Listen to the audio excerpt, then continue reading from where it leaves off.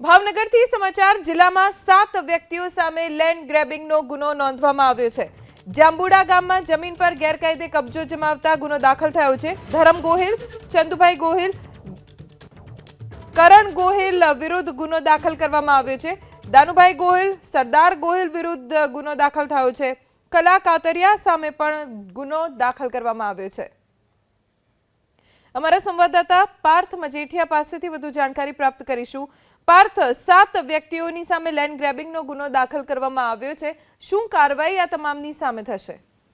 જી જણાવી દઉં, ભાવનગર જિલ્લામાં વધુ એક લેન્ડ ગ્રેબિંગનો ગુનો દાખલ કરવામાં આવ્યો છે। જે પ્રમાણે માહિતી મળી રહી છે તે મુજબ વર્ષ 2018માં મામલતદારે જાંબુડા ગામની અનુસૂચિત જાતિ ખેત સહકારી મંડળીને જમીન ફાળવી હતી। આ જમીન પર 7 લોકોએ લેન્ડ ગ્રેબિંગ છે તે કર્યું હતું, જેને લઈને પોલીસ દ્વારા પણ તપાસ ચલાવવામાં આવી હતી અને કમિટીનું પણ રચના કરવામાં આવી હતી। જે સંદર્ભે